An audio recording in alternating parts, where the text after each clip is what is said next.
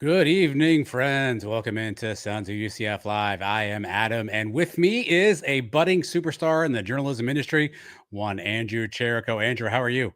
I'm doing good, Adam. Appreciate you having me on. So people can tell I'm filling in for Trace today. I might not do as great as a job, but we'll get Listen, the job done. we know you are an all-star. You mentioned Trace. He has already gotten a head start on his holiday, so a much-deserved break for Trace Trelko. So he's enjoying a night off. But that does not mean we don't have you covered here tonight. We have two of our favorites on the show tonight. Coach Lounsberry is here. Ben Hazel will be here later on. We got some sound. Andrew, you were out the Cure Bowl. We got some sound to play with that as well. Obviously, some UCF football news and whatnot, and the usual what's in the box and the mailbag, all that good jazz, Andrew. But of course, football rules the world around here. And a couple of interesting happenings this past week. We have some ins and some outs. Ins, Alex Grinch, defensive coordinator, previously at Oklahoma, USC, and last at Wisconsin. He's here now. Kenny Martin, defensive line, is staying at UCF. He'll be coaching the D-line. And about an hour and a half ago, Andrew, an offensive lineman named Guard, which you got to love an offensive lineman named Guard, that you need one of those on your team from Washington. He is committed to the Knights. So, Andrew, what do you make so far of the ins? Alex Grinch keeping Kenny Martin and obviously getting a big experienced lineman and Guard Memolar. I would say let's start with the biggest hire and Alex Grinch. As we've seen all throughout the community, there's mixed reviews on it. Stats speak for themselves. He had a rough patch at USC. I mean, you look at some of the points given up, the totals that he given up. It was understandable why some fans are upset. But then you look on the other end of it, at Wisconsin, he was co-defensive coordinator and safeties coach. They were, I believe, top 20. I think 16 in passing yards given up. So it kind of seemed like a redemption arc for him. But I'm definitely a fan of we'll see how it works. I think he can bounce back. I would say, no offense to Coach Roof, he is on the younger side. He can relate to the players easier. I think. Fair enough. I think he'll be a good fit with Frost. I don't see Frost hiring these people without good reason. I mean, obviously his last stop wasn't the best at defensive coordinator, but I think Frost sees something that can possibly work. And in terms of keeping Kenny Martin home, I think that's a home run. He's developed some stars at D-line here at UCF. We have Lee Hunter, Ricky Barber. You have those kind of guys coming in and out. And then as far as we know, John Walker is still on the team. Derek LeBlanc just withdrew from the portal. So I think for us, he can bud some more stars. And then it's news to me. I was outside a little bit. Guard. I mean, in replacement of Coach Hand. I mean, it's a hard shoes to fill in. Coach Hand was a solid O-line coach. Guard's actually Guard's a player, Andrew. So he's actually an actual offensive lineman from Washington. So who committed without an O-line coach, which is interesting. But you mentioned Alex Grinch. A lot of conversation this week on social media. And look, let's be fair. His last couple of stops were not great on paper, right? So his defense has struggled, and certainly you hope that he learned from that. You mentioned kind of a redemption arc. Same thing, Scott Frost is kind of going through right now. Trying to find a way to kind of rebuild the magic a little bit. And so maybe this Alex Grinch has a chip on his shoulder, but he keeps getting jobs, Andrew. He keeps getting jobs. He keeps getting hired by big-time programs. So there must be something there. While I recognize fans are probably, are disappointed that maybe the last couple of seasons of Alex Grinch's tenure at other schools weren't favorable. It's hard to say what's happening at those locations to know if that's going to happen here at UCF. Most of those were with Lincoln Riley, who, if you're following USC, I mean, they got some issues there. They got some stuff going on. They're losing coaches, losing guys in the portal. So let's reserve judgment. I understand it's not the sexy name. It's not the name probably we're all hoping for.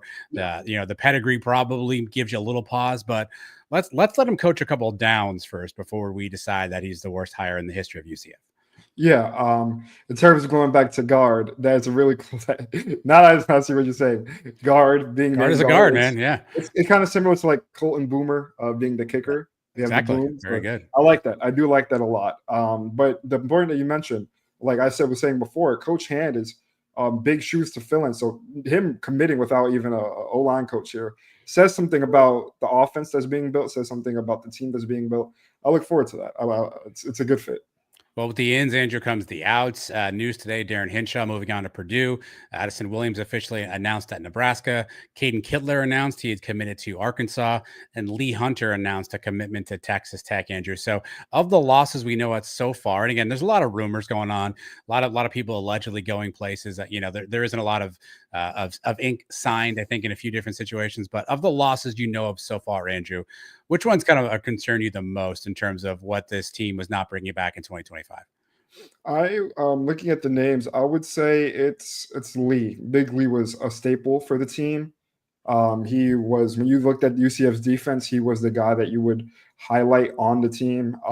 But on the other end of it, Lee got an opportunity. Maybe he got some more cash, and he's making the move. I don't think any fan could be mad at the move, but I do think there are some shoes to fill in at D line, and I think this D line needs to be properly looked at and built because it is the staple of a defense.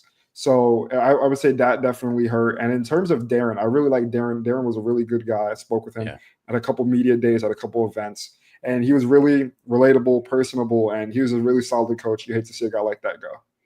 Yeah, I had a chance to spend time with him too. I mean, it's just a guy who loved UCF, right? And just bleeds black and gold. He's staying in black and gold, luckily at Purdue, so maybe he doesn't have to change the wardrobe too much. But a guy who bleeds black and gold, and his tenure here was obviously probably shorter than it needed to be. I think he came in at an odd time when we were looking for coordinators, and then that kind of changed. So hopefully, best of luck to him. He actually just landed a quarterback in the portal. Malachi Singleton committed to Purdue tonight, so he landed his quarterback. Other names that are in the portal now. Another name that announced today, although no destination, X-Ray Alexander, Andrew, who I would argue was probably the best linebacker we had last season. He especially came on late in the year. Had a bunch of tackles at the end of the season. A younger player too. It hurts to see a guy like X-Ray headed to the portal. Yeah, like you mentioned, one of the younger player on the teams came in, and it hurts seeing that go because he's a solid, really solid tackler, and his coverage could have only grown too. So he was developing into a player. He's a guy that I thought would stay. I saw him at a couple sporting events this year. He was at one of the men's basketball games recently, the last one here at UCF. So it hurts to see him go as well. It's as I said, it was expected. This entire team's going to see a turnaround. You're going to see maybe 85% of this team gone. You're going to see not many players on this remaining roster. But on the contrary to that, I do think Frost is going to bring in some really strong guys.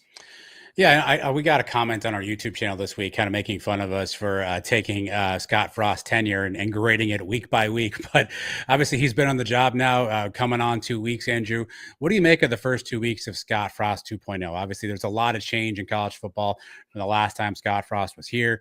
A lot of things happening in and around just college athletics in general. Some fans frustrated that we haven't seen as many names coming in. Some fans frustrated that we haven't named a coaching staff and too many guys are leaving.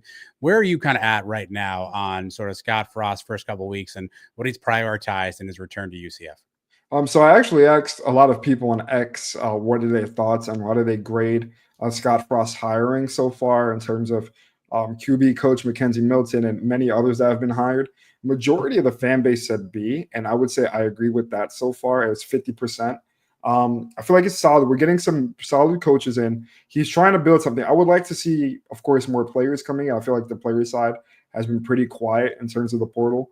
We're not really sure what this roster is looking like. There's so many gaps you can't even name them. So I definitely want to see more ins and outs on the players in terms of who are we bringing in? Who are some of these talents the guys are bringing in? We know it's going to be a rebuild.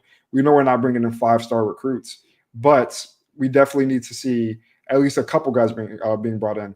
On the other end of that, it's more on the coaching side.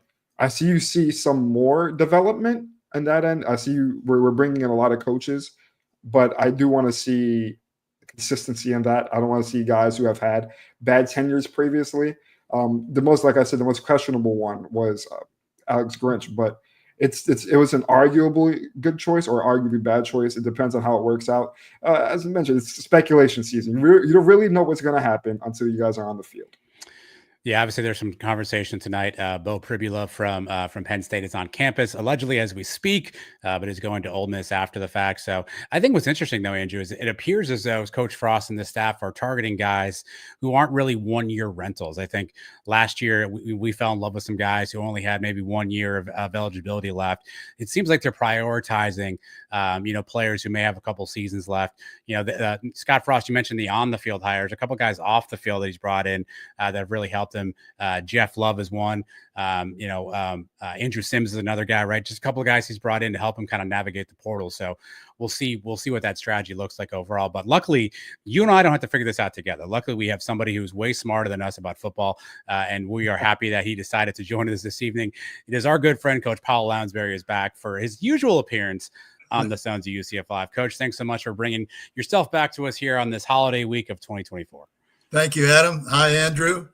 How's it going, Coach?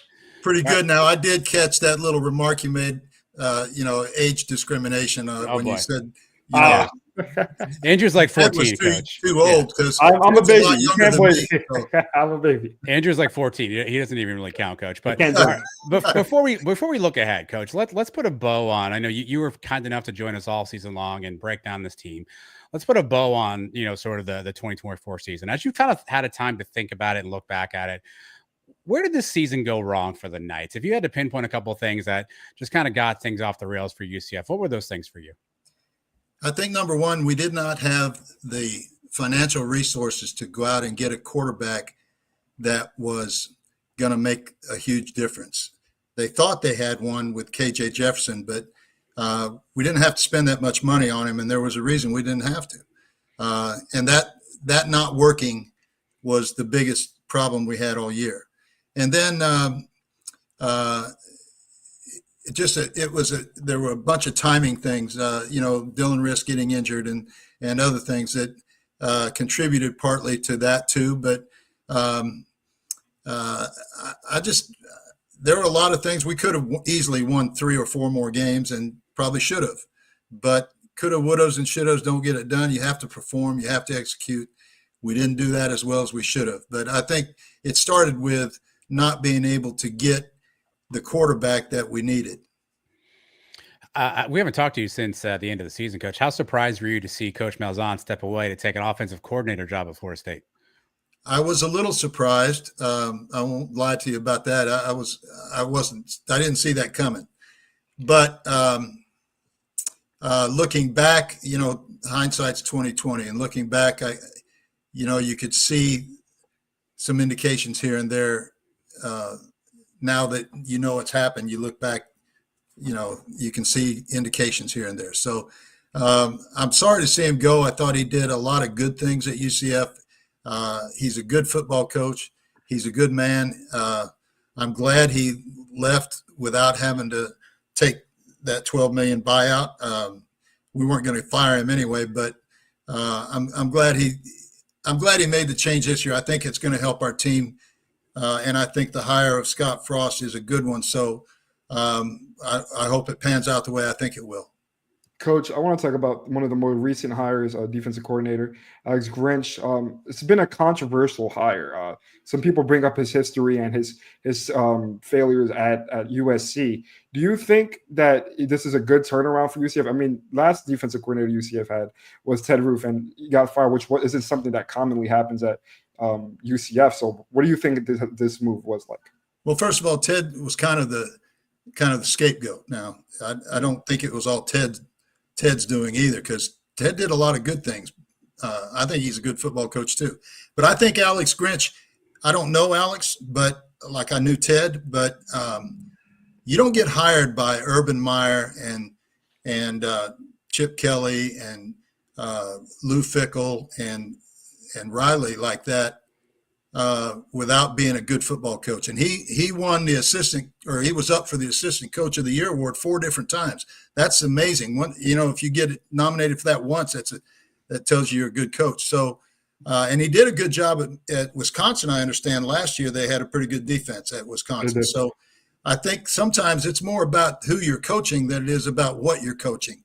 And maybe I don't think they had the personnel at USC to get things going on defense there very quickly.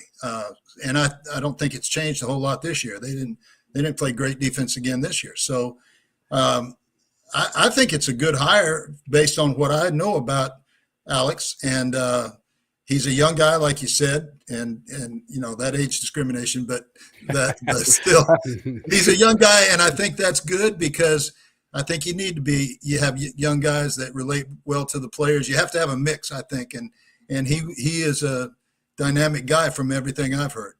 I will tell you, I did go out and met Steve Connor and sat down and talked with him. He's an impressive guy too. And I know he doesn't have the resume that some people thought he should have to be the OC, but let me tell you, he's a sharp guy and he's working hard, and I'm really excited about him too. So that's really about all I can tell you about last year too. I am glad that Cam Martin's getting to stay, and of course Sean Beckton. I'm glad Darren Henshaw got the job at Purdue because Darren played for us along with Sean when I was coaching there, and they're great coaches and great people. So as you mentioned. So I'm glad all that happened, and all the other coaches too. I hope they all land because I've been through that before. It's not an easy thing for you or your family. Absolutely. And Coach, me and Adam were just talking about it. There's a lot of players leaving this team, and some of the more targets that Frost has been hiring have been younger guys. How do you think this builds into the culture that Frost is getting to not get these one-year rentals? I think it's exactly the right thing to do. I think if you take a one-year guy that's a fifth-year senior and graduated already, something like that, and he's a real stud and he's filling a gap that's a huge gap for you, I think that's how you use that kind of a player. Other than that, I think you want to get younger players and develop them like you would high school players. And I think that helps build the culture as well as filling in your needs. Coach, you mentioned this, if you don't mind kind of taking his insight as an assistant coach, right? There are some guys who are kind of in limbo right now. What is that? You said you've been through that. What is that like as a coach, kind of with this transition and sort of what steps do you take? Who do you call? What do you do when you're in these kind of spots? Well, it's frustrating because you haven't been fired. The head coach that you were working for left for one or whatever reason, whether he got fired or whether he left like Gus did on his own. So it's frustrating for you because the new guy coming in, the new head coach, whoever it is going to be, has his own staff probably already lined up. And rarely do they keep more than one or two guys, rarely more than one, a lot of times none. So it's frustrating to sit there and hope that you get a chance to get in front of the new head coach and see if you got a chance. But some guys, and sometimes you can't wait because you've got another job offer that you've got to go take. You can't wait for the new head coach to get around to you. So it's a very frustrating and stressful time for those coaches and their families. Well, you said you were at the facility this week. What's the vibe like? I mean, obviously, not a lot of people there, I'm assuming, but what's kind of the energy and the vibe like with the guys who are there right now? It's very positive, very positive. That's the thing I think that Scott is bringing back.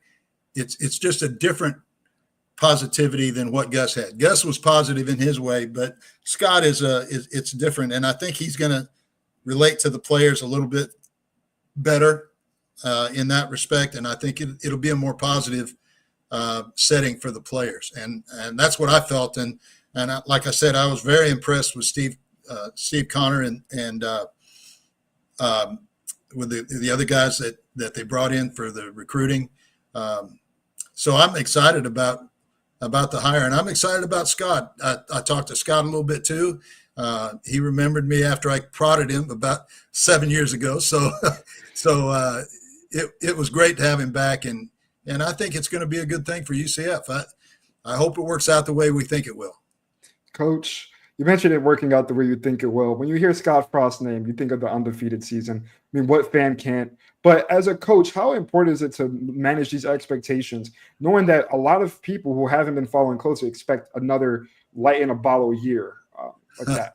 Well, if anybody expects that, they haven't been alive for the last 2 years. So when you have 2 years of 5 losses in a row, that should calm everybody down a little bit. But I think what Scott Frost brings is bringing Milton back. I had a chance to talk with McKenzie too, and he's a positive guy, and he's an excellent.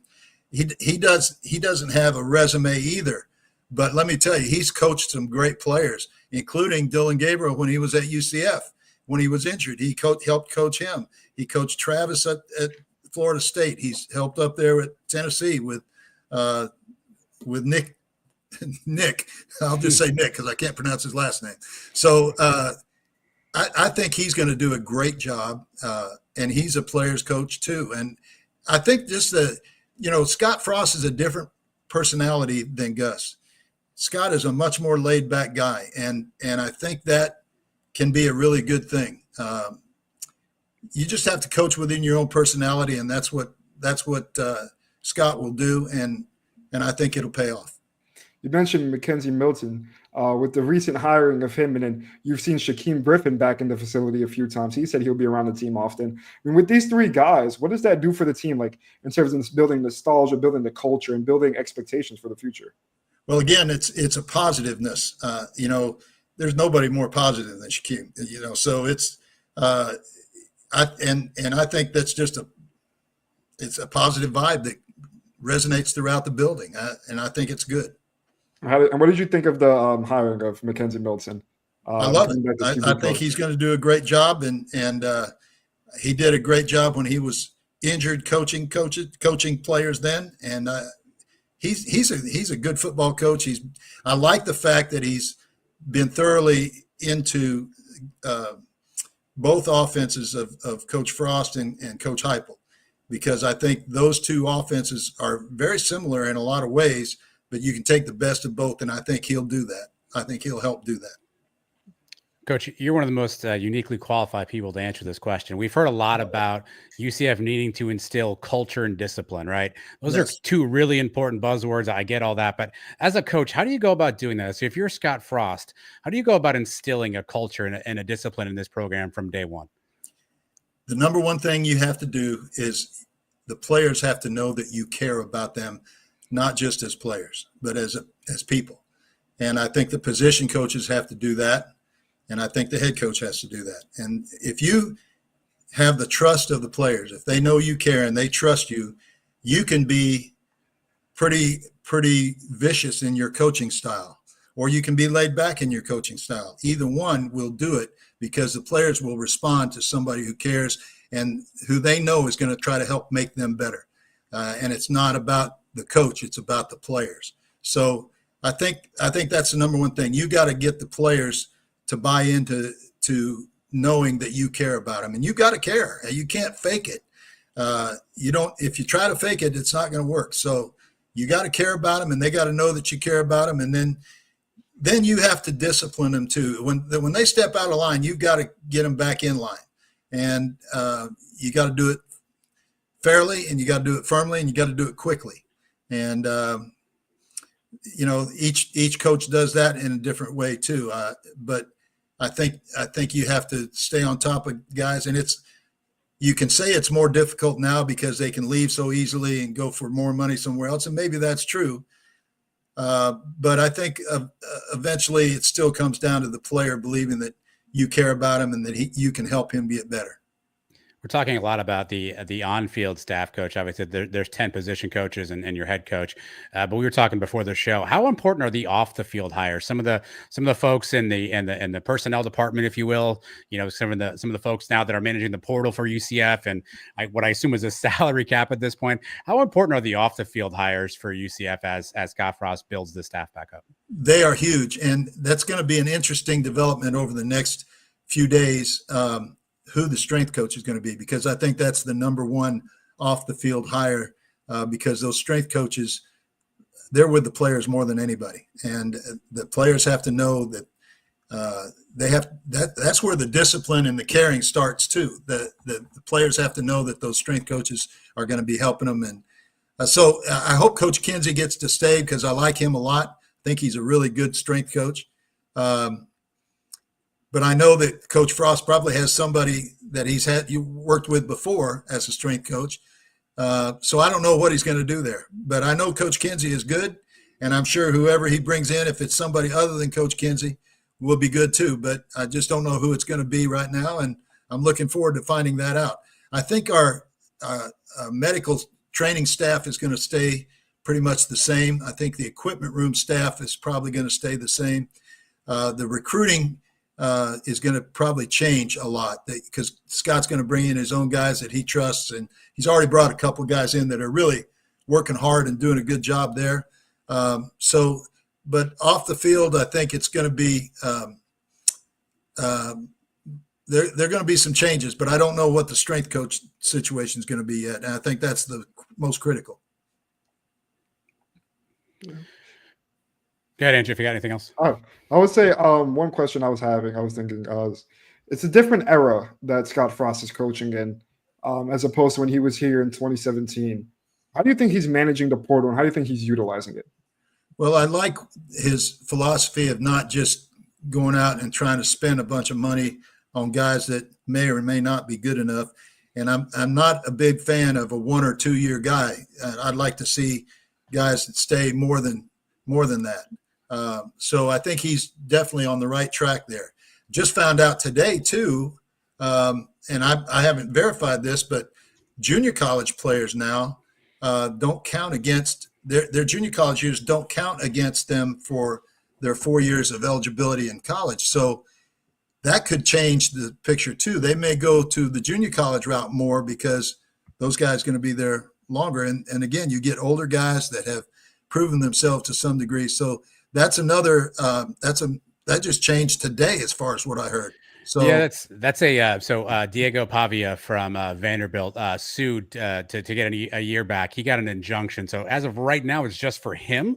But to your point, at some future crossroads, I'm sure there'll be some other JUCO guys who want to do the same route. So right now, it's just for Diego Pavia. But once it's open, I'm sure the court system will unfortunately get more involved in college athletics, which is everything we all want, right? Is the courts involved in college? Yeah, well, it's going to be a lot of court involvement over the next few years because as soon as they roll back and get the revenue sharing in house, then you can actually get some contracts with players to have them stay more than 1 year, or they break their contract and they don't get paid.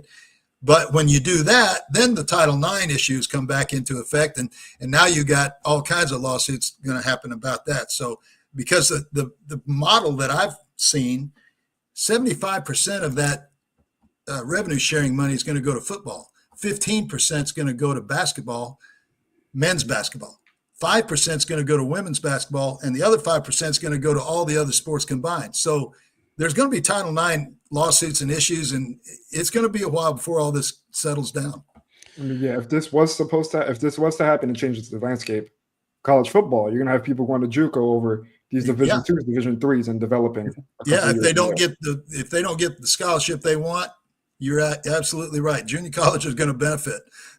Well, it's going to be like the NBA, where they stash a draft pick over in the Euro leagues to bring it back later on, right? So it'll be that model at some point. Well, we used to do that with the junior colleges, where you would have a kid sign with a junior college out in Mississippi, for example, or California or Kansas, and nobody would be allowed to talk to him except your coaches. Which was, I don't know if that's legal or what, but that's how it was done back then. And so you were able to kind of plant them in a junior college and then bring them in for 2 years and play. But if this goes the way that it looked like it might be, the junior college will definitely benefit, no doubt. Well, if you have to ask if it's legal, Coach, that probably means it wasn't legal. But hey, I'm a lawyer. 2 things. I'll get you out of here on this one. Favorite Christmas movie? What's a movie that you're going to watch over the next couple of days to celebrate Christmas? My favorite Christmas movie is probably It's a Wonderful Life. It's just cornball, but I love it. It is a classic. Coach, we can't thank you enough. You've been so kind to us all year long for coming on the show. It's our last show of 2024, so we appreciate you. The fact that you're willing to come on and deal with us knuckleheads every week and talk some UCF football has been a real treat, a real pleasure. Hopefully, you and your family enjoy a great holiday time, and I'm sure we'll catch up with you sometime in the next year. But from all of us, I'm sure I speak for the audience as well. We appreciate everything you do for us and do for the show. Thank you. And I want to say also to you and Andrew and Trace and all of the group, it's been a pleasure for me getting to know all of you. And I hope you and your families have a very Merry Christmas and Happy New Year, and look forward to doing this some more. All right, Coach. Enjoy your time. Thanks. All right. It's Coach Lounsberry, Andrew, giving us some knowledge on the on what's going on with football, but let's transition a little bit because we've got our next guest already in the green room, Andrew. Men's basketball, one of your favorite sports. With it, finally we beat Tulsa in something. We finally beat Tulsa on Saturday down in the Orange Bowl Classic in front of UCF Mike and 6 of his closest friends. A nice victory down there for the Knights. They're going to come back home and they're going to face Jacksonville on Saturday to close out the non-conference schedule. So what to make of this team? How are they doing? How do we think they're going to fare as they head into conference play? I don't have those answers. Hopefully Ben Hazel does. He is back with us again this week to give us additional knowledge on UCF hoops. Ben, man, my friend, it's been a long time, buddy. How are you? I am glad to be back. Missed you guys. I'm great though. How's it going? It is going well, Ben. All right. If I told you 10 games into the non-conference, UCF was going to be 8-2, what would you have told me? Solid.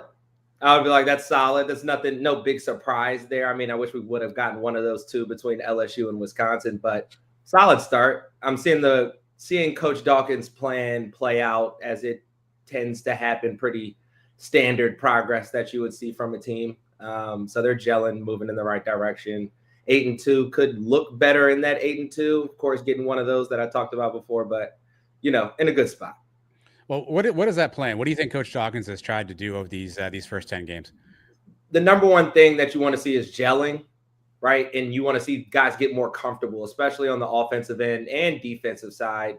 Guys starting to execute, being able to adjust on the fly, being a little more resilient, understanding and reading defenses, adjusting to coverages, how guys are playing within the game. Because you have the scouting report pregame, then you have the actual game scouting report. So being able to adjust to those things like that, we've played the right teams to give us different looks.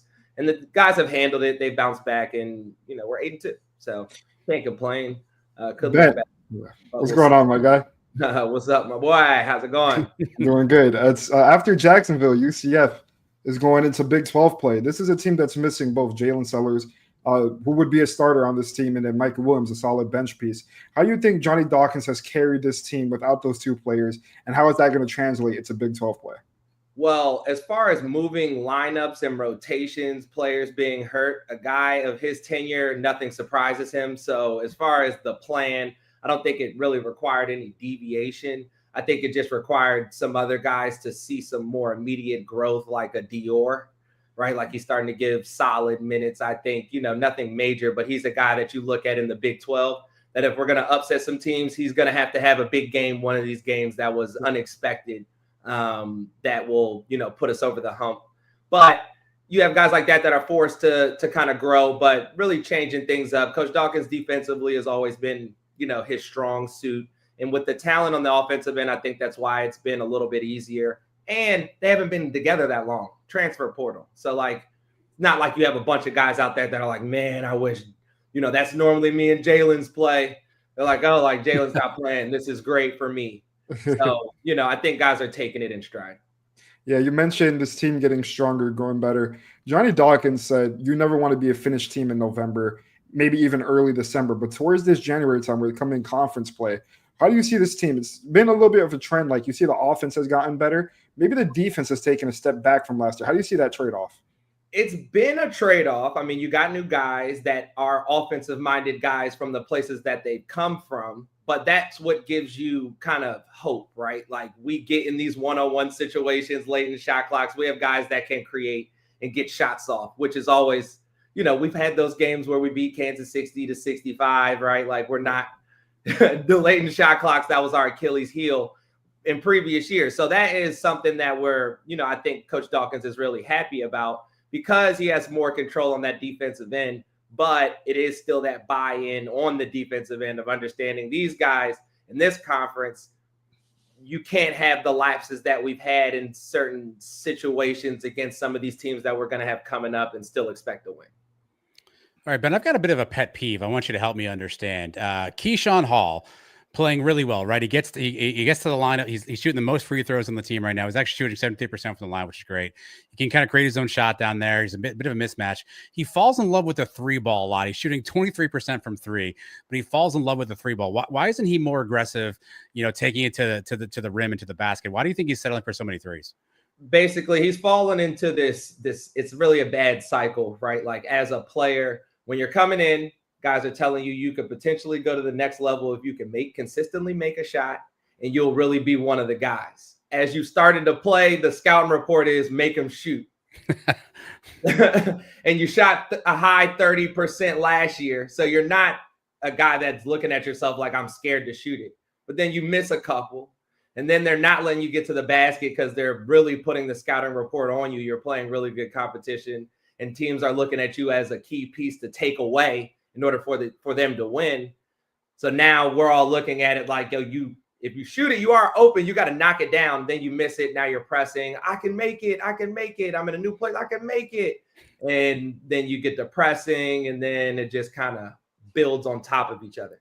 So you hope that kind of last game, it seems like he missed 2, but he didn't fall in love with it. But that's really what you're seeing, right? Like basically you miss a few, and then they're going to be like, oh, he definitely can't shoot. And now you're trying to prove him wrong. And it's just stacking misses at this point. He just got to kind of play and get back to what he does. Well, one guy who's not missing a lot from 3 is Darius Johnson. He's shooting 45% from behind the line this year. Ben, what have you seen in his shot that's improved? I don't recall him shooting at this clip earlier in his career. What has he done, you think, to help improve his shot and be more consistent from behind the line? What's crazy about the game, just sports in general, right? Like Darius Johnson works out every single day at 6:30 in the morning, and that's since his freshman year, right? So that was the part that was probably the most frustrating. You're like, yo, you shoot so much. There is no reason for you to be missing at this clip. And what the thing that you see on why he's making it, he just looks comfortable, right? He's just stepping up with a lot more confidence. His form is not any different. He didn't adjust it. Like he's not like elevating. He's shooting the exact same that he always has. He's just really stepping up with confidence and kind of looking at defenses the way that you want, right? And that is, when you leave me open, I'm going to make you pay. It's just what it is. And when that becomes your thought process as a shooter, where you're like, I know when I'm open, everybody knows that this is 3 points for us, bad defense on you. You just make more shots. It's just weird how it happens. Hopefully Keyshawn can get to that, right? But it's a hard thing to do when you have a few misses. Darius has been one of the bright spots on this team, making threes all over the place. When he gets hot, he gets hot. He shoots it from anywhere. But one of the trends with this team, almost similar to last year, was slow starts on offense. But the difference this year is that they're taking a lot more threes. Do you see this as how can you say snap out of this bad starts? And are they going to change their style going into Big 12 play, or are they going to try to continue to stick with it? I think that's going to be the same. That's more of a player decision. I think the guys that you have out there, like we have a lot of small guards playing out there at once, right? Like getting to the basket and forcing the issue wouldn't be our advantage anyway. I think probably what would help us the most to get to the basket is getting stops early, right? Like we don't get in transition. If you could get stops and get in transition, that allows your little guards like a Darius to get to the basket a little more freely while he's getting a flow. So I think Coach Dawkins will definitely continue to have an emphasis more on that end than he will so much of like, hey, we're shooting too many threes. We need to throw it in the post. Because if you watch the games, it's not like I'm like, oh, man, we have a huge advantage in the paint and in the post. We're so much bigger and stronger. Let's just go in there. So, guys are taking advantage of, what they're being given. We just need to probably get a few more stops. And I think that will lead to us getting to the basket more. You mentioned the post. One of the players who has had some excellent flashes from the mid-range game, true freshman Mustafa Chian. He's very young, but he's a starter on this team. And he's putting in solid minutes, gets a ton of blocks a game, rebounds. I hope to see him more physical in Big 12 play without the fouls, of course. How have you evaluated his game? He's grown, right? Like his activity is something that you can't teach in what you love. But as you said, you're asking for him to be more physical. And the teams that we play, he's not going to have a choice. So that's really where you're going to see the test of, has he grown from the challenge he saw when we played Texas A&M? Or the challenge he saw a little bit more of when we played Wisconsin, where guys are throwing offensive challenges at you, based defensive for Mustafa, in ways that aren't going to be the same, even within the same game. And that is something that leads to him getting in foul trouble, where you're playing a pick and pop big versus a big 7-foot bruiser, and teams have both of those on the court at the same time, and they'll sub them in and out. So that's where his growth is going to have to show. But he has definitely grown, especially on the offensive end. I mean, he's finishing around the basket a lot better. His touch is really good. But defensively is really where it's going to show whether he's matured enough to be a key contributor for wins for us in the conference. Ben, I don't know if Coach Dawkins needs to send Brett Yormark a Christmas card or something to make nice, but the Big 12 did us no favors with this schedule coming into Big 12 play. So the first 7 games at Texas Tech, home versus number 8 Kansas, versus Colorado, a tournament team last year, at Arizona, struggling a little bit, but obviously it's Arizona, at Arizona State, home for number 15 Houston, then at number 3 Iowa State. Those are the first 7 games for UCF.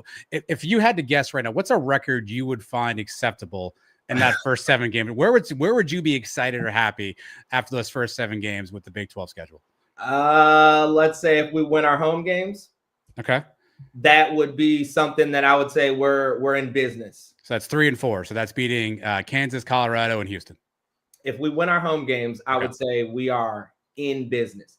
The only thing is that, you talk about like, hey, we have a rough start. I mean, where do you go in the conference for an easy start? Is really the question. So BYU, I don't know. We're just, and they got a 6-7 point forward guard freshman that's going to get drafted probably. So, there's really no easy games. I mean, this is what you want, right? Like as with the veteran team, these are the type of games that we want to get early on. I know Kansas didn't want to wait to come back to avenge yet last year. So, we're in the conference now. Teams have agendas. They know who we are. They want to put us on the schedule. So we're here for it. Yeah. Andrew was asking earlier, obviously Jalen and Mikey, no time frame yet. Obviously they've been day to day for the last 6 weeks. So I don't know what the time frame on those guys is, but if you're Coach Dawkins, how do you work those 2 guys back in the rotation? Obviously you talked about this team gelling a little bit. How do you find minutes for a Jalen Tellers who led your team in scoring last year? How do you find minutes for a Mikey Williams who allegedly is an explosive offensive player? How do you do that after such a long stretch where the team has played pretty well together? Well, the number one thing with Coach Dawkins is practice is extremely important to him, like on the offset, right? Like that's his first step. Like if you're not practicing and getting live reps before we play, then you're not going to play. As far as rotation is concerned, I think he'll be more lenient and turn to Jalen before he necessarily turns to Mikey. But as far as finding, small minutes to get those guys in the game, I think that part won't necessarily be a challenge. A lot of times, you got your media timeouts, sees how the games are playing out. Your end of half minutes are typically when you rest guys. So, those situations are kind of built in and they are really good. So, the opportunity for them won't be so hard for them. But I think it's more of getting them back in the mix, being able to practice, being able to do all the things and get their timing back. That's the number one thing. Like even shooting the ball, being in the right position, things like that is just feel stuff that you lose when you're sitting out.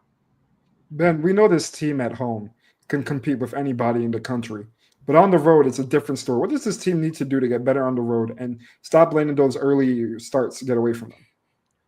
First, make a shot. And second off, who cares in this conference? Win your home games, win the tournament. So, hey, like you want to be able to make a shot. We got to be more physical, right? That was our recipe last year, was that we had, Ibrahima and Omar, really physical guys. That's a number one thing that really helps you out on the road. But always making shots will help you win home and on the road. So with the offensive guys that we got, you got to hope that one of these games we just get hot and can really take one that way. That's an option for a team like this. But, it's the Big 12. It's going to be tough. They're not traveling short distances. Like you're doing time zone changes and all that different type of stuff. So it's going to be rough. It's like an NBA schedule. But with our conference and how good the teams are, if you win at home, you'll be in. Ben, you mentioned Ibrahima Diallo and Omar Payne. The center depth this year, past Mustafa Chiam, is Jokic, who hasn't seen that many minutes. But as opposed to that, you've seen J.J. Taylor and Benny Williams sometimes stepping into that 5 spot. Are you comfortable with the center depth of this team right now going into the Big 12 play, arguably one of the most physical conferences in the country? Yeah, I'm comfortable with it, but the guys that are rotating to the spot need to understand the advantage that they have when they are playing that position, right? So Benny seems to fit well with his skill set. He turns to the mid-range a little more. He's a drive guy, catching things off the rim, using his speed and athleticism. He's comfortable with that. But Keyshawn is a guy that I would like to be a little more savvy when you're putting him in these 4 and 5 positions. He rebounds well, right? Like he rebounds fine. I think one thing that you're always willing to trade off. I mean, I was a Princeton guy. We were undersized a lot of the time, but we had 7-footers that could shoot the ball. So it's like, okay, we might give up a few offensive rebounds, whatever. But like, if he could knock down 2 or 3 threes, like advantage us. So the same thing goes for those different lineups where we might have to go smaller. So being able to pick guys up, right? Like when we're going small, if you have these bigs that are out on the wing, like you got to jam them early, you got to fight for position early. As long as they can understand it, I'm perfectly fine with it. We won't be the first successful team that's small in a big conference, right? Like it's been done before. They just have to understand the matchups and how they play the position. Might not be the traditional, hey, let me bruise on the box and just stand there and fight for position and rebounds.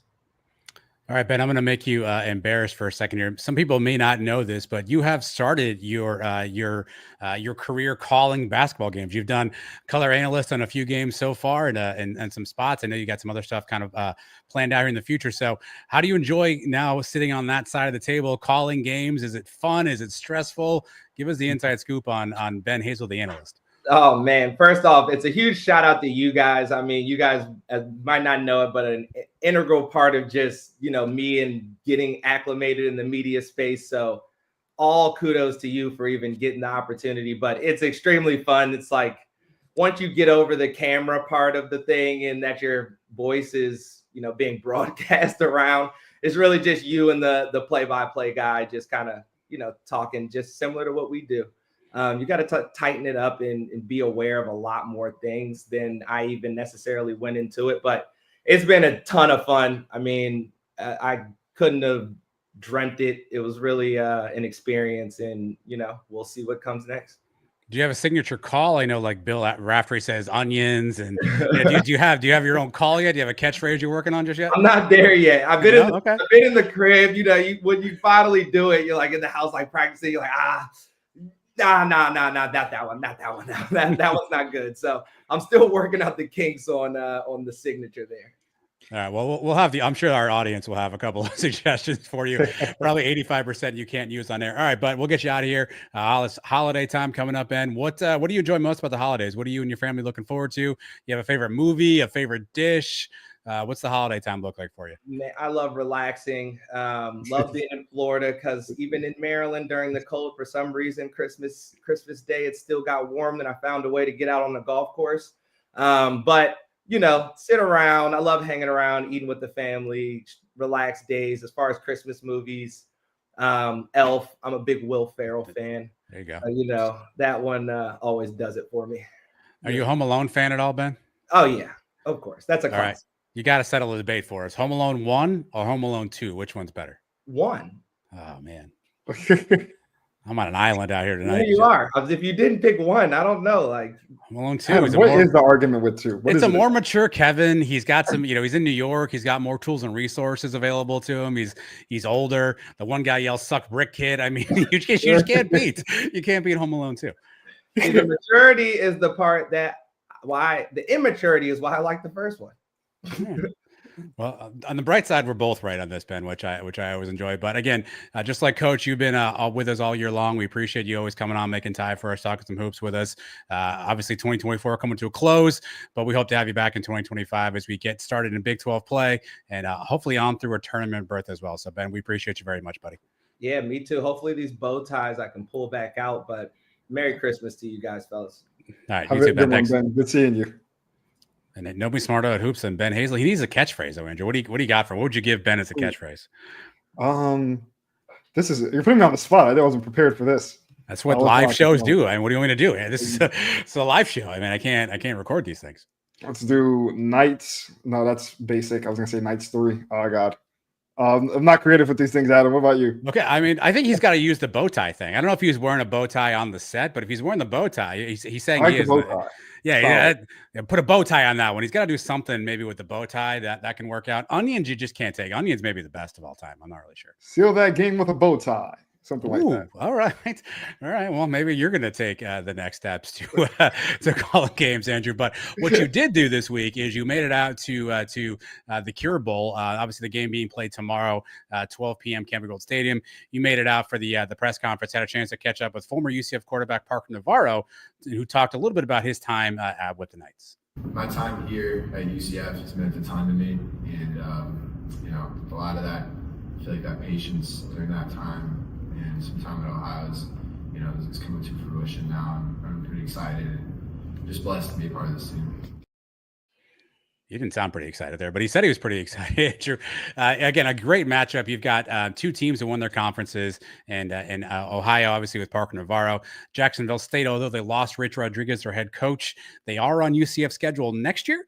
So potentially a chance to scout that game out. Andrew, you were at the presser. What are kind of the vibes around this year's Cure Bowl?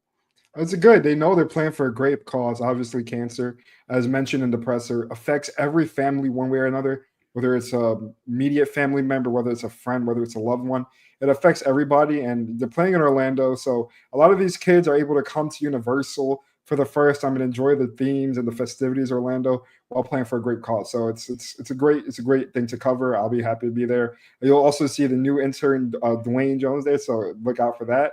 And I just want to say one thing that we often say, Adam.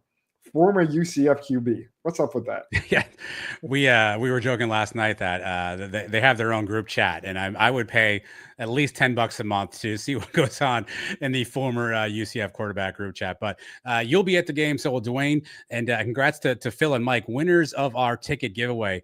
As you know, we've been talking with the Cure Bowl all year long.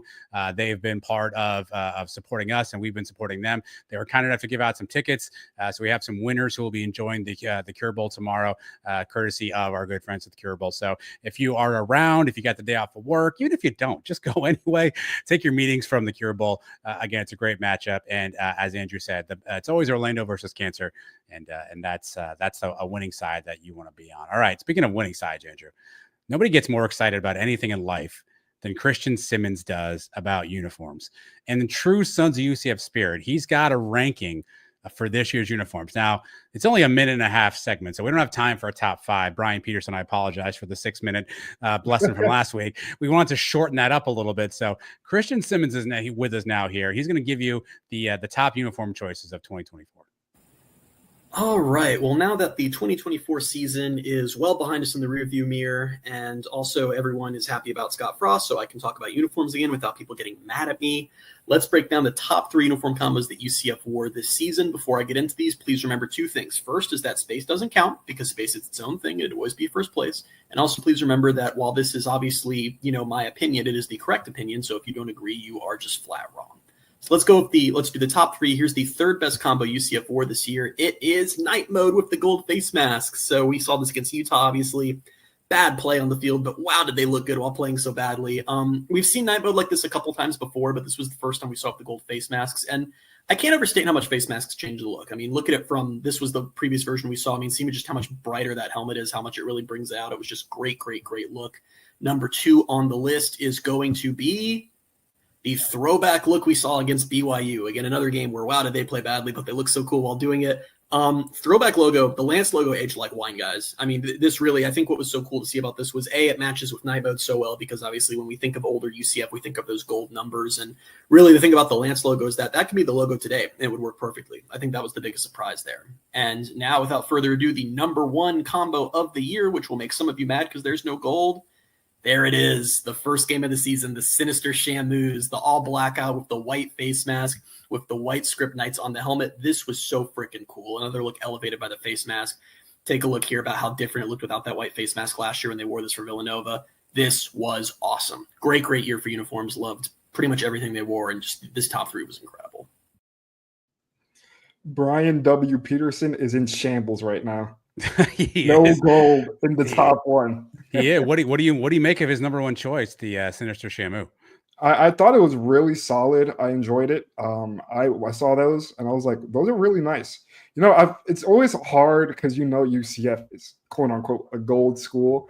Not seeing a gold and making it number one, but I would say out of the three that he had there, I would say those were the cleanest. It's just sleek. I see a lot of teams going with like a little minimalistic design now. I'm like, how much more simple can you get than that? Sometimes simpler is better. Are you a uniform guy? I know a lot of people lose their mind over uniforms. Are you into the uniforms? Are you kind of a class? I know you're a Yankees fan, or you're a Mets fan? Whoa. Okay, I didn't mean to insult anybody. Me with Mike. Okay. Are you a classic uniform guy, or do you like some of the new creative stuff? So I'm not a uniform connoisseur like Christian is, but I'm a uniform enjoyer for the most part. Okay. I enjoy the Mets classic uniforms. I find those to be a blast. I was really a big fan when the Jets brought out their classic uniforms from my dad's era, not dating my dad. I was still a really big fan of the Jets 2012 uniforms. And then like a big uniform I'm a fan of, the classics, the Orlando Magic. I think the Magic have, if not the best classic uniforms in the entire league. Goes back and forth between the Raptors when they had the dinosaur on the jersey. Yeah. That was really solid. So I'm a uniform enjoyer for sure. All right. Well, let's go around the kingdom a little bit here really quick, Andrew. RJ Harvey named to third-team All-American, 2 running backs per team. He was the third team. I guess there are 5 running backs better than RJ Harvey. Yeah. A lot of good running backs this year. I find that hard to believe. Women's hoops, low point with a loss to High Point, Andrew, which is a team you would have hoped that we could have beat. Next they will face TCU on Saturday. I don't know what you've been doing this week, Andrew, but if you missed anything with Around the Kingdom with Trace and Elo, they were always cutting up this week. I've got a clip for you that you can get yourself caught up right here. Okay. You connect with Night Nation as well as anybody. Who do they want? Who did they want? If they didn't want, they were having problems with the floating of Eric Chenander's name last week. Right. So. I don't know what you wanted, Chenander. You didn't want Chenander. Well, he stayed at Boise. You get Gritch, who's been a 4-time Broyles, finalist as an assistant. I understand there's been some ups and downs, but all things which coach hasn't? Right. The UCF just hired a guy in Scott Frost with 1 winning season. Trace, very upset about the Alex Grinch hate, which I don't know, may or may not be justified. But that's not important now, Andrew. Do you know what time it is? Is it that time again? It might be. So it's a mailbag. So what? So what? Do you know whose mailbag that is? It's that time again. Time to open the Brian W. Peterson Sons of UCF mailbag. The Brian Peterson mailbag, of course, brought to you by Brian Peterson and his 5 fun facts, although no Thad Seymour talk tonight. All right, here's the first one. This is actually from Brian Peterson. Has Trace signed up to be a curable scout yet? I don't know the answer to this question. It seems unlikely. Do you know, Andrew, if Trace has been scouting for the curable? I think Trace is on his PTO, Sons of UCF PTO right now. Yes, I think he's enjoying the. Well, is he, or is he scouting at the Cure Bowl? I mean, I guess we don't really know. We did see he might be scouting from his TV while eating pancakes. We saw so UCF Mike was after him pretty good on social. He posted a picture of himself in a push-up position, not actually doing the push-ups. And so there's a lot of people now clamoring for the video. They don't just want Trace holding a plank. They want him doing the push-ups. So stay tuned to the SignPez account to find out if he gets more push-ups in. This one's from Knights _93. Who would you want UCF to hire as a GM? If they could pick anybody to be a GM, Andrew, who would you want? Oh my God, you got the spot right there. I have no clue, but I'll give you the traits. I couldn't name a GM off the top. But I'll give you the traits. You want a guy who puts the future ahead. You don't want a guy who does a splash move here and there, 1 year rentals. You don't want any of that. You want a guy who has good communication with Scott Frost. You don't want any disparagements between him and Scott Frost, because once that happens, you lose the culture of the team immediately once you have that disconnection. So you definitely want a guy who's going to be there for the culture, a guy who's going to understand what it takes to win. But yeah, that's what I got. What about you, Adam? Because I'm not too familiar. Yeah, no, I think you need a guy who's got experience, or a gal, I guess, who's got experience doing this type of work, because it's way different. I think you also want somebody with a little bit of NFL pedigree, right? Because I do think some of the players want to understand their options in the league and sort of know what they're what they're looking at. So I do think maybe somebody with NFL pedigree, someone who's done a job like this. I don't think this is a job you can just hand to an alumni just because they're alumni. I think you have to have some experience in this to be able to figure out how to do this the right way. At John from Frosty Junction on B-Sky, Terry talked about Iowa State not having deep pockets. Scott Frost talked about trying to find overlooked players. Essentially, we're saying we want to do more with less. Will this work, Andrew? Can we actually, you think, can we actually find a way to do more with less? That's what Scott Frost did in his undefeated season. It's possible. It's never impossible. If there's a guy for evaluating talent and finding schools that finding players that have had schools overlook them, it is Scott Frost. He is a good talent evaluator, and he gets. And even if they're 2 or 3 star players, which is still incredible to bring on your team, he can make the most out of them. He can turn these guys into looking like 5-star prospects, depending on how he coaches them, how they fit into the system. He is a guy who can do more with less. And with UCF, I feel like UCF has had that model forever. We felt almost in the Gus situation that with all the 4-star blue chip recruits coming in, that we were becoming a school who had more. But what did we do? We did less with more. So maybe if we dial it back and really evaluate this talent, not just look at the stars attached to these players, I think that Scott Frost can do a good job with that. At UCF underscore Zach understands the program is rebuilding. Things are going to take time. The portal is going to sort itself out, yada, yada, yada. But next season, what does UCF need to do to make you feel good about the Frost hire? And if it's not wins, how are you going to measure whether or not this Frost hire has been a success next season? I feel like there's 3 ways you can measure this. Obviously, I feel like the best expectation for Scott is a bowl game. You want to see a bowl game, maybe a 6-6. I feel like that's respectable, especially first season back. A lot of talent leaving. The second is the discipline of the team. You don't want to see some of these close games lost by shoot yourself in the foot mistakes, dumb conversions, dumb punts. You don't want to see any more of that. You want to see football games lost in a strong, hard-fought way. And lastly, you want to see players, not 100 players leaving in the portal after next season. If Scott Frost brings in all these guys who have 2 or 3 years left and they all leave, then that means he's not building anything. That means it's going to be a constant cycle bringing in young guys. So you want to see a team that's growing and developing and knowing that they're going to have a future. I'm going to combine these questions. This also from Zach, also from Spursy Knight. What do you want to see in a defensive coordinator, and who would you prefer, Ted Roof or Alex Grinch? Okay, so what you want to see from Alex Grinch, you want to see him bring over what he brought from Wisconsin, which was a top 16 passing opponent passing yards per game. You want to see that, and you want to see him work well with Coach Kenny Martin. One of the biggest issues with UCF these past couple of years has been the rushing game. How can we stop the run while maintaining pressure on the quarterback? If they can scheme something up for it to work, I think this defense can be solid. By no means am I saying there's going to be a top 5 defense in the Big 12. But if this defense can get to top 8, top 7, then this team has a good chance of making a bowl game.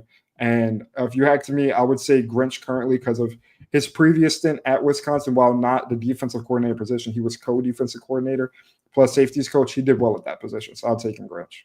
We're used to the coordinators here. At UCF Mayor, how many players do you think may drop out of the portal and come back to UCF? That's undeterminable. I mean, it's money talks to a lot of these players. A point I wanted to make is that some of these guys, speaking about with coach before and everything, these players are making life-changing money. Growing up in high school, they're like, oh, I need to make the NFL to make this life-changing money. Now you're seeing guys making it in college, and if not more than they would ever receive in the NFL. So it's really not – I have no say on who's going to be coming back. But I do know that UCF wants to keep the guys who want to stick around for the long term and build something, plus guys who just don't really feel the grass is greener in the transfer portal. I know that's been a big debate recently, all these players getting in the portal and not going anywhere. So I think UCF wants to keep those guys. Well, I think it's important for people to understand. I mean, the portal is just wild right now. There are guys who are getting offers, 3-4x from what maybe they're getting offered at UCF or other places. And so to your point, that's life-changing money. And any one of us would think about taking an offer along those lines. And another thing to think through is the house settlement potentially, comes into play in the summertime. That means these NIL collectives have basically 6 months to throw cash at people. And there are rumors and talks about players getting paid up front their NIL stipends and their NIL stuff, right? Which again, to your point, is life-changing money. So I don't know who's going to stay, who's going to go. Today we saw X-Ray Alexander, who we thought was solid, all of a sudden in the portal. I got to imagine there's something behind that. Lee Hunter, obviously was allegedly committed staying at UCF, and then by all accounts, by all rumors, got a pretty big offer to take off to Lubbock. So I think anything is possible from that standpoint. And then to add to that, it was the Henderson twins coming back, which I thought was surprising as well. At UCF Knights win, what player is currently on the roster that you think next year we're going to say, why wasn't this guy playing more last year? That's a really good question. Currently on the roster, you say, well, he wasn't playing more. I think I want to see, I think the Henderson twins, I think they can make an impact. I just said them. There's not many players left on this roster, let's be honest, Adam. Yeah. So you're not working with much. Another player currently on the roster, not knowing the future of these players, Miles Montgomery. We know that he was banged up, injured last year, but he had arguably a great fall camp, possibly even almost competing with RJ Harvey for split snaps at some point in fall camp. So I think he's going to be – I don't think we're going to see a huge drop-off at the running back position. UCF has been a running back factory for the longest, and I think Miles Montgomery is a guy who could keep it up if he decides to stay with the program. You kind of stole my answer. I actually wrote down Stacey Gage, which is a young guy, obviously a freshman last year, didn't play. But Scott Frost has shown in his time at UCF and as Nebraska, he's not afraid to play the younger players. He's not afraid to give some of the younger guys an opportunity to play early. A lot of Knight fans are going to remember the late, great Os Anderson, who got a lot of plays as a true freshman. And so he's not afraid to play younger guys. So I'm going to go Stacey Gage on that front. At Matt Recker 13 wants to know, we need a couple of QBs to compete with Risk and Brown. Who do you want, Andrew? There's a ton of names out there. Who's in the portal that Andrew Jericho wants to dial up and bring down to Orlando? Jeez.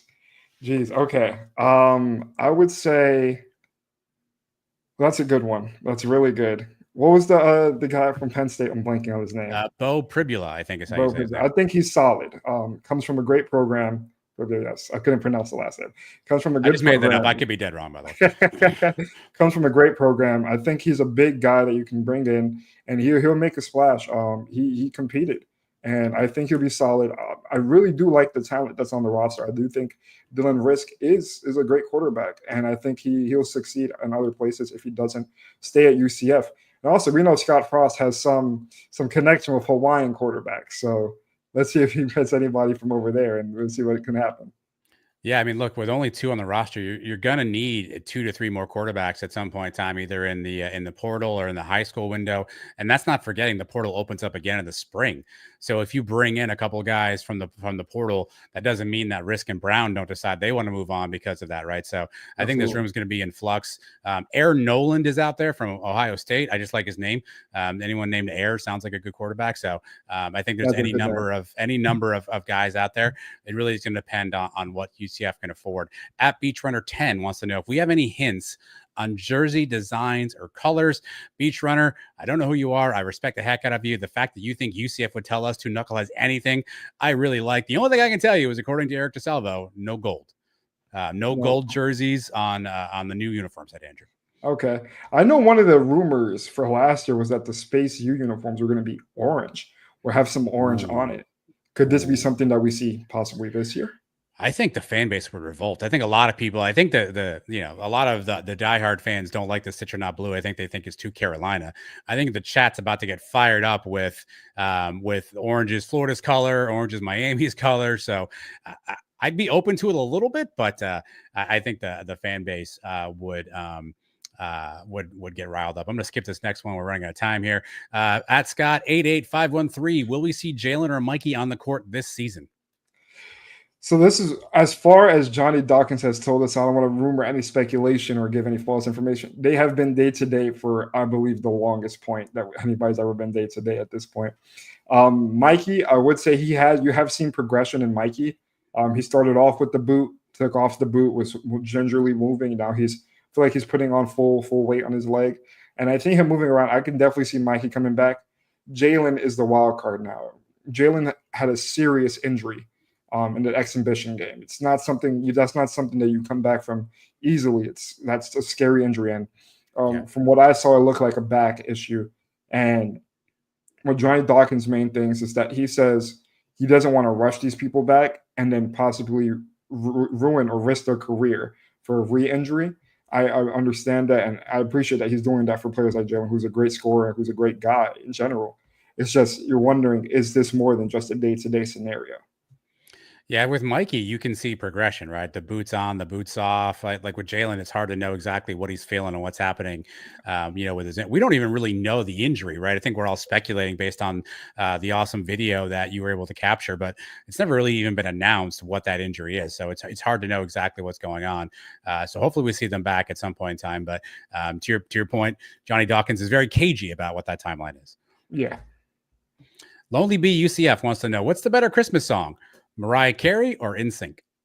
The one that you hear when you enter every single mall possible. No. I feel like Mariah Carey is just the classic. I think she's like she created an infinite money scandal where she just gets to make $1 billion every year because of this time. She makes a. I need to do this. How money. can I figure that out? But can you sing? It's overplayed for sure. But once you hear, it's just like, all right, it's what time. We're back in that time of the year. Do you have any singing ability? All I want for Christmas is you. You could have just said no. That's all you had to do. At John Morning, we heard Caitlin was ill. I don't know how true that is, but I heard she was ill, which is why she did not play in the last game. It was not there. At Death Save Arcade, is Die Hard a Christmas movie, Andrew? Absolutely. Actually, Die Hard is a staple Christmas movie in my household. Okay. And I disagree with anybody who says it's not. All right. Well, Christmas and action is a great mix. At Fear the Pegasus says, all right, if Die Hard is a Christmas movie, is the Gremlins a Christmas movie? So first things first, do you know what the heck the Gremlins are? All right, I'm going to be honest. I saw that question. I didn't do much research. I saw the question, and not to date myself, I have not seen the Gremlins. I don't know that I've ever thought of the Gremlins as a Christmas movie. I mean, if anyone in the chat wants to correct us on that one, I don't think I ever thought of that as a Christmas movie, but I can definitely see how people would think Die Hard is a Christmas movie. You thought that was fun, Andrew. What you've got now? You've got what's in the box. I've always looked forward to this. I'm like, I would answer 100% of these questions. Brought to you by Charlie Hustle, promo code TEN1215, 15% off your order. This is no fun because these are usually designed to embarrass Trace. He's not here, and so it's just you and me here. So let's see what we got here. I can answer any question that Trace has if you need me to. Okay, here we go. If your best friend committed a minor non-violent crime, would you cover for them if they asked you to? All right. Well, now we have to get into the specifics. Oh boy. Okay. All right. Violent, non-violent crime. Non-violent crime. Maybe they ran a red light. Maybe they vandalized. Like a traffic violation. That's a ticket. Maybe like a civil. Is it as much as a civil lawsuit? Maybe. Let's not go lawsuit. Let's stay out of courts. I don't want JP killing in my life. But a non-violent crime. Maybe some vandalism. Maybe they stole something from a store. A non-violent crime, a misdemeanor. How about that? We'll say misdemeanor. The thing is, it would just be hard to mask the guy in the wheelchair doing it. You know what I mean? I feel like it's a little bit of a sore thumb sticking when you're making a crime, when you're committing a crime. You know what I mean? I would. I'm not sure how well it would work out, but hold on. What if your boy called you up and was like, Andrew, dude, you got to give me a solid. I was out tonight. I got in some mess. Like, I don't want to talk about it, but if the cops ask you, just tell them we were hanging out. So he asked you to be his alibi. Are you in for the alibi? Oh, absolutely. But we got to do some game planning before this. Okay. I need to know what he does, and if they ask questions, we need to have the same story. I've seen too many of these crime movies. My dad used to be a cop, so I've been prepared for this. I just got you in trouble here. So what are you asking first? What he did? So if he's just like, hey, dude, I need your help, man. Like if the cops come by your house, tell them I was with you all night. Are you like, hey, what'd you do? Or are you just saying yes no matter what? So I'm saying yes no matter what, unless it's just like something outrageous that's going to put me in jail for life. But I do need to know what he did, just in case I get questioned. They bring me into a private room. They bring him into a private room, and they say he ran a red light. Meanwhile, he just committed 15 felonies on the way to my apartment. You know what I mean? I need some context. All right. So in the course of that, if they're like, by the way, he may or may not have beheaded somebody, or you're like, whoa, I lied. When is the jig up if the cops are talking to you? Adam, this question has changed like 15 times. That's what you do on it. This is how this works. I ask like 9 questions off of one. Trace gets super embarrassed. We clip something. It's great. All right. He beheaded the guy. We're burying him together. Okay. This is my best friend. This is my guy. All right. We're burying him together. Okay. I love it. It may take a McDonald's meal for me to snitch, but we'll figure it out. McDonald's meal. A lot of people are commending you in the chat for not being a snitch. A lot of people really appreciate that of you. Look, I think I would help my buddy out. To your point, I would want to know what I'm getting into. I'm sure there's a couple things in college Mike and I had to cover for. I don't remember ever getting any questioning by the authorities, but there's certainly situations where we should have been questioned by the authorities, and I probably would have covered for him if I had to. Yeah. So I'll go with that. I would say the best experience I've had with that is like my best friend did something. He like broke something. So he knew that his mom would yell at him if he said he did it. But if I did it, she's like, oh, it's okay. So I did that a couple of times for him. Wow. Yeah. What's the kickback? You got to be getting like, he's got to buy you dinner. Like, what's the kickback on that? Oh, the kickback. He just owes me a lot. He just owes me a ton. It happened a lot. Actually, happened in my room too. So I like my mom and I, we have a solid relationship. My friends would sometimes break stuff in my room, and my mom was just like, how did this happen? I'm gonna stop and find them. I'm like, no, it was me. And then on that end, they're like, all right, I got some food here and there. It was solid. So. All right. Well, it sounds like you have some friends to call if you ever break some sort of law that will that owe you a couple of favors. So let's make sure we keep them on the line. But look, everybody, I can't thank the entire audience, Andrew, you, everybody involved with the Suns, Trace, Christian, Bailey, Brian, Dolly, Jeff, UCF, Mike, everybody, Dwayne, who's joined us, everyone who helps out here. This is our last show of 2024. We're going to take next week off to celebrate the holiday time. And obviously after that, we're into 2025. So our last show of the year. So just on behalf of all of us, just a big thanks to everybody out there who supported us, watched, listened, laughed along with us, tell us we were idiots, supported what we were doing. It's been a ton of fun. We've had a great year. It's been great to meet folks like Andrew here and bring them as part of the mix. We have a lot of fun stuff in 2025. We're excited about as well too. So a big thanks out there to everybody. Everybody have a very safe, very happy holiday week. Enjoy time with your friends, family, unplug the best you can. Take care of yourselves and each other. Enjoy the times while you have, because unfortunately sometimes time is not an infinite resource. So enjoy your times this week.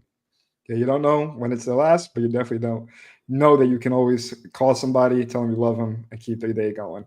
I tried looking for some lights for this episode once I found out it was the last episode for the year. Yeah. So kind of sad I couldn't get in the festive mood for this one, but it's all right. Thank you for having me on, Adam. I'll put that on everybody in the chat who's welcomed me into the Suns universe this year. Thank you all. I'll put that on your internship evaluation. And if anybody gets in trouble this holiday week, make sure to call Andrew for an alibi until 2025. Adam and Andrew signing off here on the Suns UCF. Go Knights. Charge on, everybody.